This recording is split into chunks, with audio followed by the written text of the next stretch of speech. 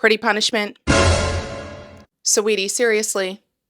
Okay, all right, let's talk about it. Let's talk about it. I know we've all heard of the term pretty privilege. However, Saweetie has recently blessed us with a new term this week, pretty punishment. And while I do not want to invalidate Sweetie's feelings, what I will say is one of my favorite quotes as it pertains to privilege. When you are so used to privilege, equality feels like oppression. Now, again, I do not want to invalidate Saweetie's feelings. However, listening to what she describes as pretty punishment, it sounds less like pretty punishment and more so that her pretty privilege has run out and she doesn't really know what to do about it and how to feel about it. Let's talk about it.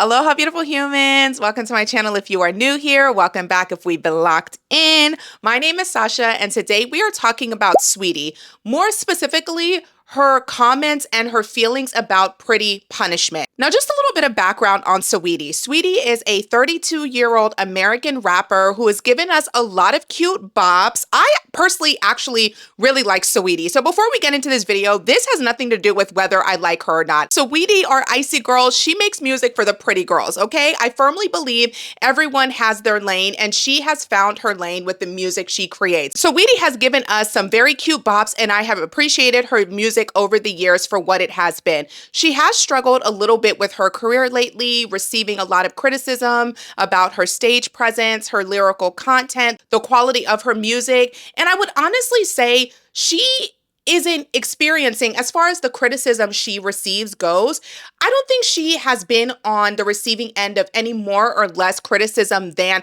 her peers. The criticism that Ice Spice has been receiving over the past couple of years, honestly, to me, mirrors the same criticism that Saweetie has received. However, over the past few years, she has definitely experienced some criticism, again, about her stage presence, her lyrical content. The music that she's been putting out really hasn't been hitting lately, and she recently sat down for an interview where she spoke about what she feels is the reason why she is experiencing these setbacks in her career, and she chalked it up to pretty punishment. These were her exact words. I saw it on TikTok. They were like, they talk about pretty privilege, but they don't talk about pretty punishment.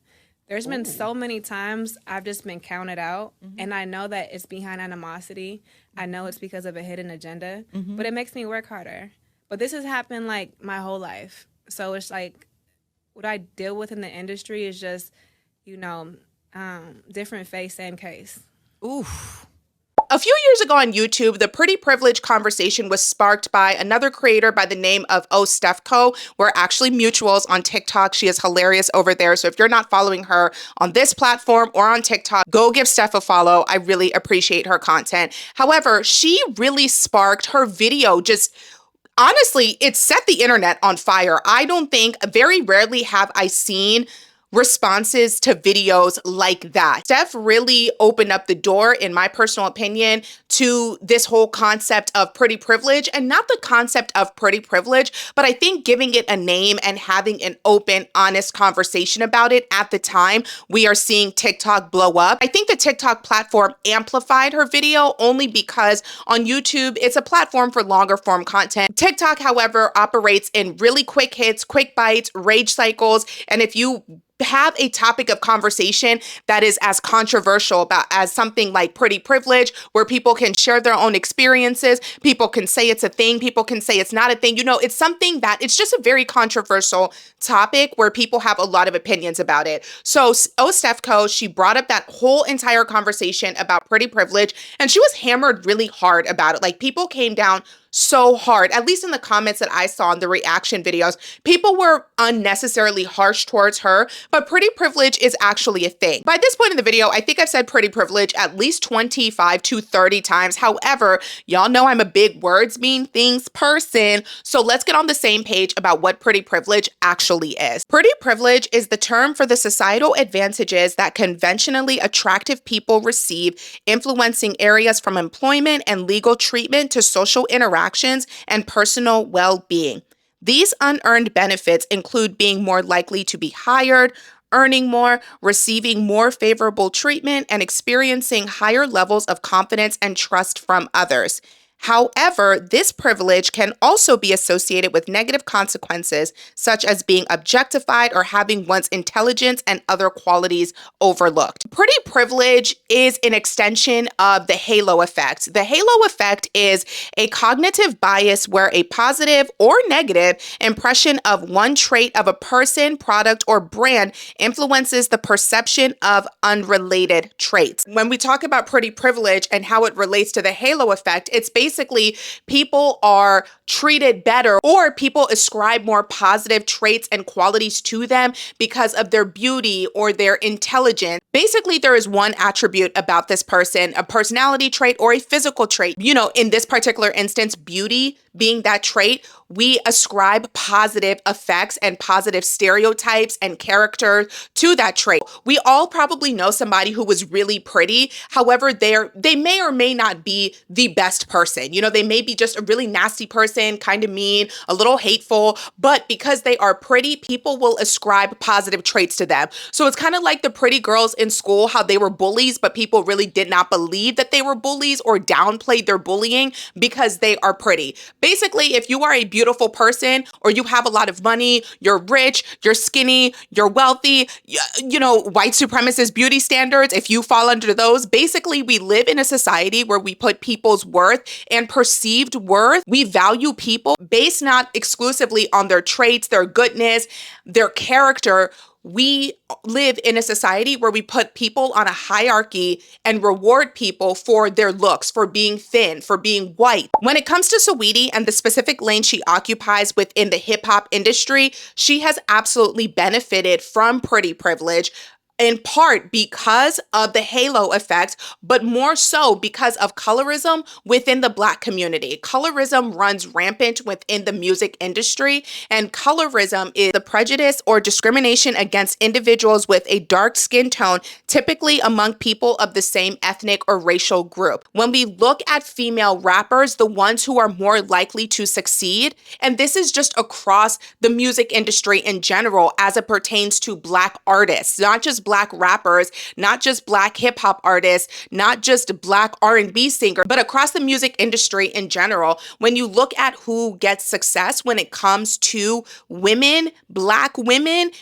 adjacent women, because Saweetie is biracial, because of colorism within the Black community and how colorism negatively impacts darker skinned Black women. When you look at women within the music industry, within the Black music industry, more often than not, the women who get ahead, that are in front of our faces, that have successful careers, that are being heavily pushed, are more likely to be light skinned. And so Saweetie is very beautiful. Like, Saweetie is a pretty girl. I'm not saying that her light skin is the only reason why she is beautiful. If Saweetie were my complexion, she would still be beautiful. However, because of how rampant colorism runs within the Black community and within hip hop music, within the music industry, within the entertainment industry, period, but especially within the Black community, colorism runs rampant. And so when you look at female rappers who have more talent than Saweetie, because again, I think that Saweetie occupies the lane that she occupies. I think she does it very well. Saweetie to me is of the level of Ice Spice, Carisha, the City Girl. She's not a JT to me. She's not a Nicki Minaj to me. You know, Cardi B, for example. Cardi B and Saweetie are pretty much parallel in my personal opinion. You know, they're both light-skinned women who have a lot of charisma. With Cardi B, I do think that she has a level of talent that is above Saweetie's because she's really put in the work. But anyways, all of this to say that Saweetie has benefited from pretty privilege. She is not the strongest rapper. She is not the best rapper. And so I think that it is really disingenuous for her to come out and say that the criticism she is receiving is because she is being punished by her peers in the industry or by her fans or by people who are not listening to her music because there's some type of secret animosity and she's being punished for being pretty. When pretty privilege is inarguably the biggest factor in her success. I don't know if that makes me a hater saying that, but I think we can be very honest. There are countless Black women, Black rappers who are better than Saweetie, but they are not pushed the way Saweetie and other light-skinned rappers are because of their skin color. Like I said earlier in the video, I do not want to take away from Saweetie's lived experience. She did say that this is not the first time in her life that this has happened. She says she's experienced this all her life, where people have counted her out because she is pretty, and there's some level of secret animosity towards her because she is pretty. And is that true? Sure, I can honestly accept that people are not going to like you because they're jealous of you.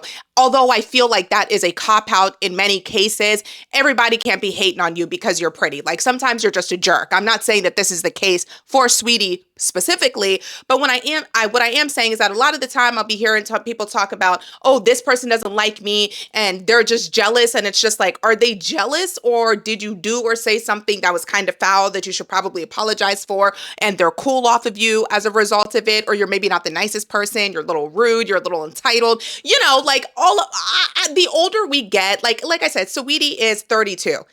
I think the older we get, we have to take a little bit of accountability for our actions and how people may be receiving us, or the energy we're putting out into the atmosphere. I said this before and I'll say it again because it's something that I genuinely believe. How people receive us, perceive us, and treat us is a projection of whatever they got going on in their own lives, how they feel about themselves, and is not necessarily a reflection of us. And so there may be people who legitimately hate on Saweetie because they are jealous, or because they have their own internalized self-hate issues.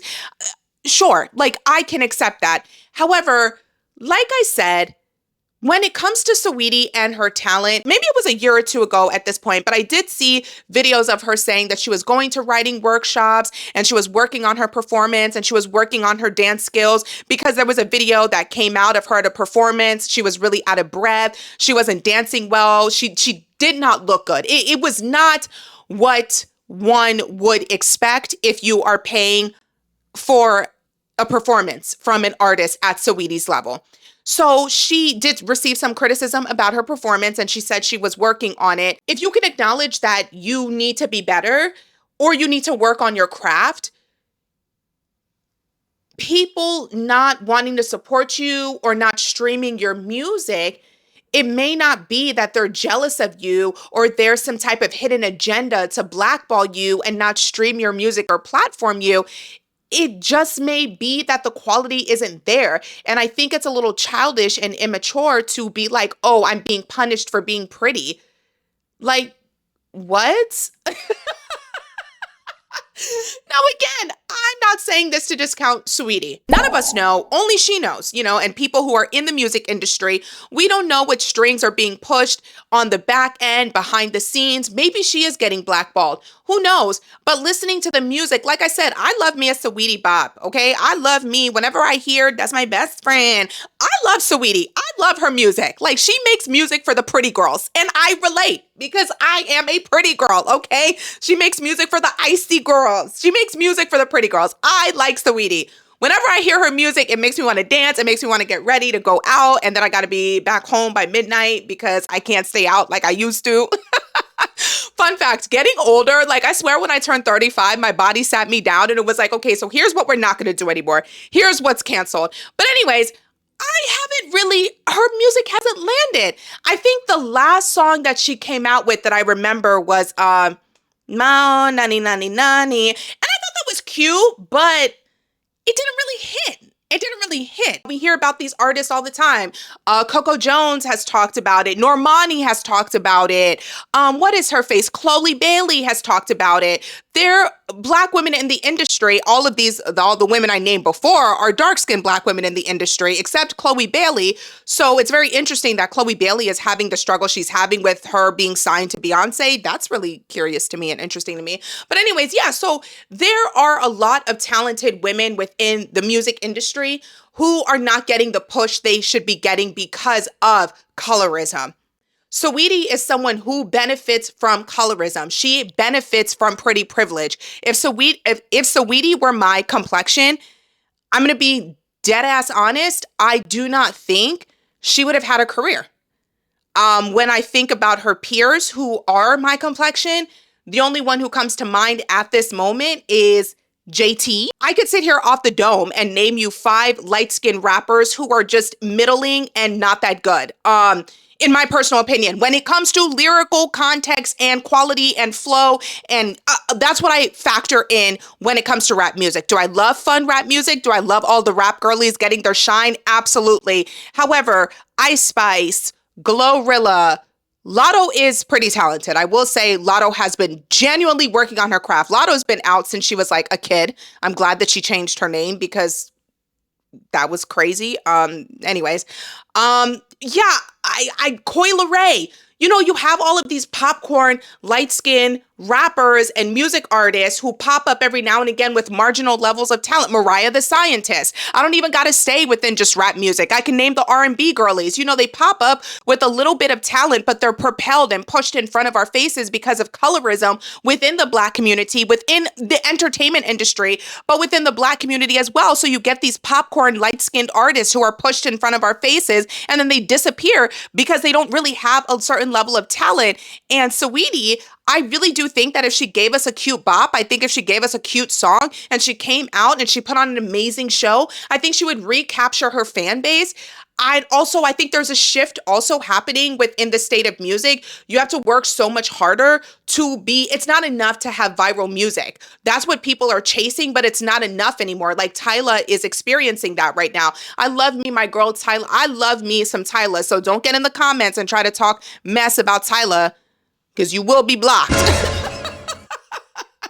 But some people can make the same argument about Tyla, like, oh, here comes this cute light-skinned girl who's giving us nothing, even though I think Tyla is very talented, but she has spoken frankly about how her budget is being cut and the label wants another hit. She just dropped her EP, which I loved, but it really didn't do a lot of numbers. And so the music industry, we are in a very transitional place in the music industry. Like, it's just weird. The music industry is weird right now. The state of music is weird right now. We're not going for quality. People are going for viral hits or whoever can make like a quick little bop and dance on TikTok. That is a formula a lot of people seem to be chasing. And I don't think Saweetie has really reaped the benefits of that in a minute. And if she pursued that avenue, if she started making music for TikTok like Coi Leray was doing for a minute, maybe she would have a lot more success. But I honestly feel like her rant, or not rant, it was very well articulated. She wasn't angry, so that, my bad for calling it a rant.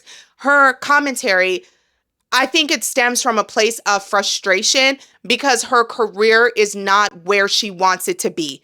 And I can relate to that. My career is not where I want it to be in terms of YouTube. However, you just got to work harder.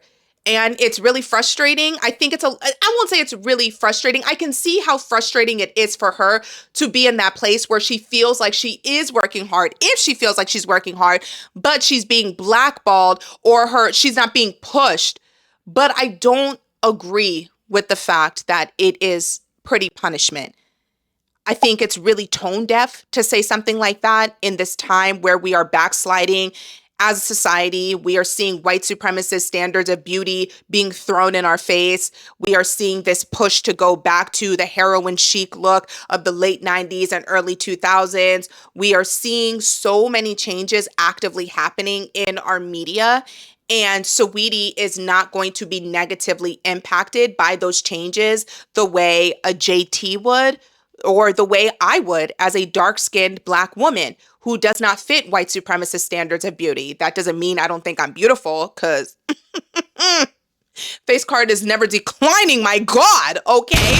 But because standards of beauty are different and women who look like me in every field they're in, they're going to have a harder path to travel. But we don't get to fall back whenever Black women, dark-skinned Black women, whenever we open up our mouths and talk about colorism, people want to shout us down and tell us that it's not real, to shut up, to stop complaining. Like recently I reacted on TikTok to a video about Chris Brown being colorist towards one of his fans. That video is sitting at over 500,000 views right now.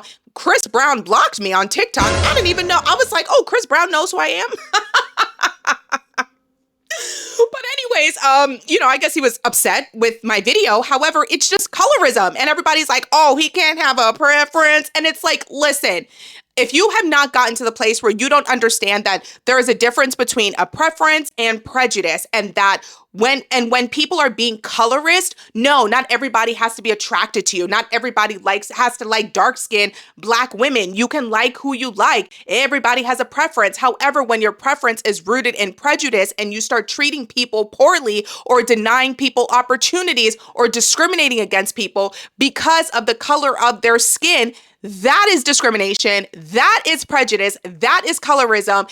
And it's not right. It's not okay. And Saweetie is not negatively experiencing colorism. Saweetie has benefited from pretty privilege. So to sit here and say that her career is not where it is or where she wants it to be because she's being punished for being pretty, like, come on, Saweetie. Like, come on. Your prefrontal cortex is developed by now. Maybe get a better team. Maybe go back to your formula. Bring out some samples. Saweetie is great for a sample, okay? Like, give us a bop. Give us something. Give us something. She should have dropped something over the summer. That would have been cute. Like, I just think that it's a little ridiculous. If I'm being completely honest, saying that you are being punished for being pretty when you occupy a pedestal in the lane, the industry, and the space that you are in, it is women who look like you who are being put on a pedestal. I think that's really dishonest, and I think it's tone deaf. This sounded to me like the feelings of somebody who is frustrated and is now experiencing what others experience. The fact that if you want to go somewhere and that you want to have something, you have to work for it. I think that's what we call meritocracy, and that's been a myth that's been pushed down our throats. But like I said earlier, when you are so used to privilege, equality feels like oppression. And I honestly believe watching that interview, Saweetie is feeling oppressed by the fact that her old formula, her pretty privilege, it's not working, and it's not enough to show up anymore and just be pretty. It's not enough to show up and be the icy girl.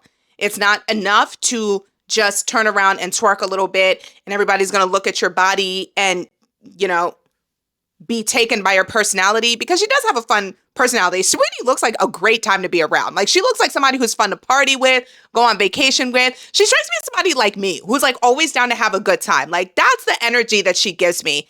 And I think that personality has definitely contributed to her success. It's just that people want to see something different. And that's kind of what happened to Ice Spice. People are like, yawn, she's twerking again. Like, or she's talking about her poopy, or her, like, people don't want to hear about that from Ice Spice. And where is she? And then she got, I think she got really skinny and she kind of lost her booty, and people were just, again, if the fan base you build is not people who are there for your talent, but are there for your looks, when you change or switch up your looks, people are going to go, bye-bye. And I think that's what kind of happened with, to a certain degree, Doja Cat a little bit as well, but definitely, what's her face? Ice Spice. I don't know what Ice Spice is up to now. I cannot remember the last song she dropped. I listened to her Y2K album. I thought it was cute. I think it was like a 45-minute project, 42-minute project. They don't be dropping no more projects. But yeah, Saweetie, work harder. Give us an EP. I'm always ready to stream. I am here to support the girls. But I think it's a little bit like, you're 32. And I only say that because that is something I would expect somebody who's a little bit less emotionally developed to say. Like, oh, they're just mad at me because I'm pretty. Or people aren't streaming my music because they're jealous. They're haters. Like, I would expect that from like a 22-year-old, even a 25-year-old. But at 32 years old, like, come on. So that's all I had to say about that. Drop down in the comments. Let me know your thoughts. Do you think Saweetie is being punished for being pretty? Do you think pretty punishment is a thing? Do you think pretty privilege is a thing? Have you experienced pretty privilege? Have you experienced pretty punishment? I want to hear it all, because I know that I'm going to hear it all. Child, listen, I know somebody's going to get ready to drop down in the comments, tell me to leave Chris Brown alone, Tell me to stop talking. Oh, you dark-skinned girls are so angry. Listen, save it. I block. I block and delete comments, okay? Anyway, though, drop down in the comments. Keep it cute, or leave it on mute. Because what you will not do, you will not come in my comments and be a demon. That's what you're not about to do, okay? We are protecting my peace over here, and we are having constructive and productive dialogue. Drop down in the comments. Let me know your thoughts. And until next time, peace out.